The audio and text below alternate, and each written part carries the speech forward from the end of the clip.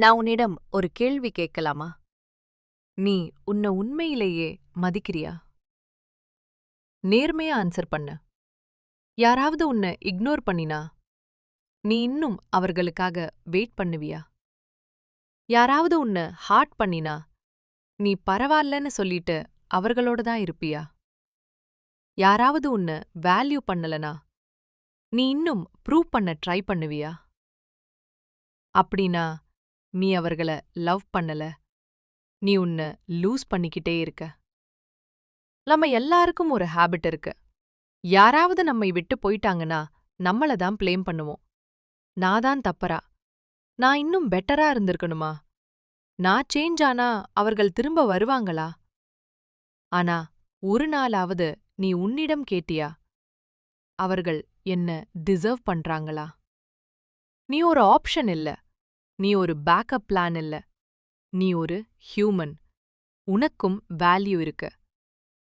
ஒரு கேர்ள் ஸ்ட்ராங்கா இருக்கணும்னா அவ லவுடா இருக்கணும்னு இல்ல.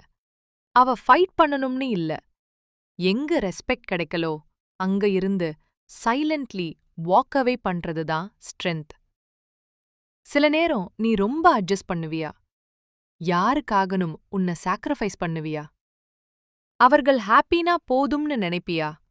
ஆனா நீ ஹாப்பியா இருக்கணும்னு யாராவது நினைக்கிறாங்களா? ஒரு நாள் நீ டயர்ட் ஆகிடுவ. நீயே உன்னை ரெக்கனைஸ் பண்ண முடியாத அளவுக்கு அந்த நாள் வராததுக்குள்ளே நீ உன்னை சூஸ் பண்ணணும். யாராவது உன்னை ரெஸ்பெக்ட் பண்ணலனா லீவ். யாராவது உன்னை வேல்யூ பண்ணலனா லீவ். யாராவது உன்னை ஹார்ட் பண்ணினா லீவ். அது ஈகோ இல்ல. அது ஆட்டிட்யூட் இல்ல. அது செல்ஃப் ரெஸ்பெக்ட். நீ உன்னை மதிக்க ஆரம்பிச்சா உன் லைஃப் சேஞ்ச் ஆகும். நீ யாரையும் இம்ப்ரெஸ் பண்ண ட்ரை பண்ண மாட்ட. நீ அன்னெசசரி எக்ஸ்பிளைன் பண்ண மாட்ட. நீ டாக்ஸிக் பீப்புள் கிட்ட ஸ்டே பண்ண மாட்ட. நீ பீஸ்ஃபுல்லா இருப்ப.